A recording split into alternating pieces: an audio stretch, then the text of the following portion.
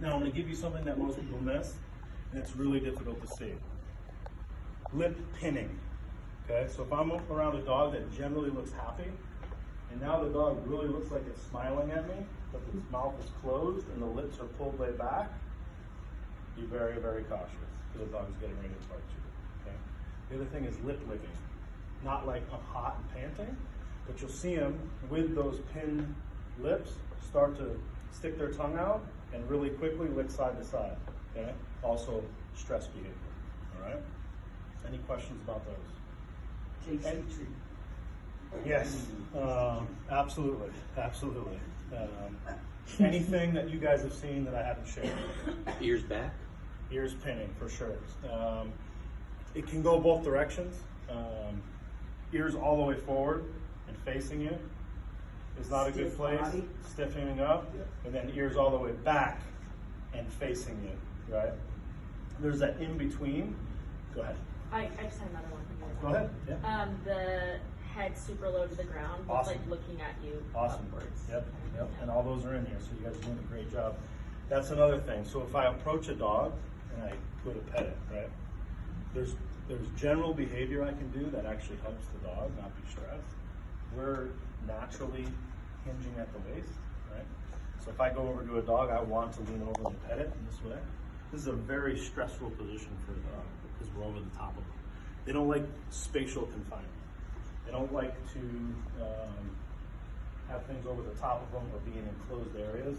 Kennel and crating is a different thing because that's a place where you relieve stress.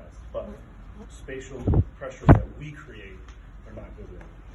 So if you're interacting with the dog, stand there straight up and put your hand down and try to pet underneath to muzzle, right? Especially if they're coming up to you and you're not sure. If you're unsure of a dog, don't even move.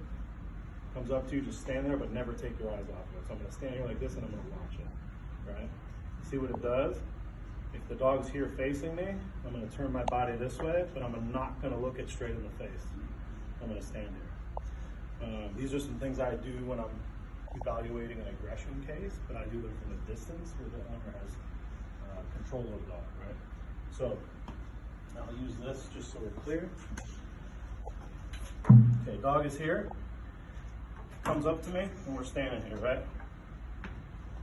Don't be this way. Not a good place. Keep your body, your core square, and turn your head. Dogs don't like facial pressure. They don't like to be stared at like this. Anybody ever see a dog fight? How about human fights? They start a lot like this, right? So do dogs. You see two dogs going straight towards each other like this, tail up, there's a couple things that are going to happen. One of the dogs is going to say, I don't want to fight today, and turn to the side, or they're going to say, today's your day. It's on, right? Yes, sir. What would you do if you're like swarmed by like a group of dogs? Multiple dogs? Okay. Get loud and proud. All right? Really tough place to be because now you're in the middle of a couple things. You're in the middle of dog interaction, which is why breaking up dog fights is really tricky because it's not. A dog fighting with another dog is more genetic, okay? And there's more survival-based instinct there, so they're more willing to lash out and bite, okay?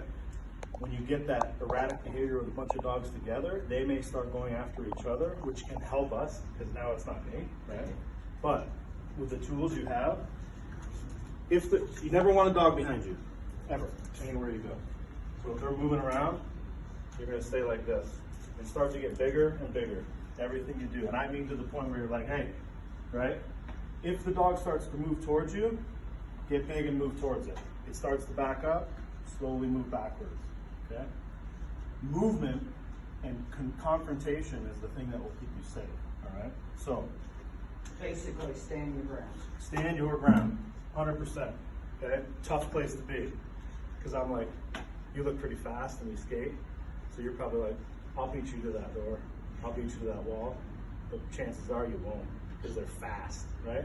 Because the second I do this, it induces prey, and they've already beat me, right? And I have to be really fast to get over that wall.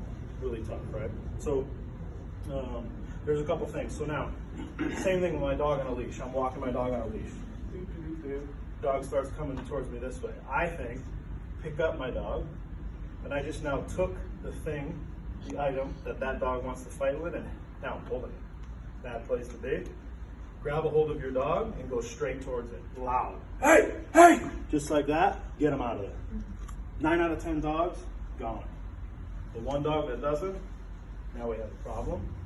The louder you get, the more confident you seem, the more in control you seem, is the best thing you can do. Are all of these things 100%? Absolutely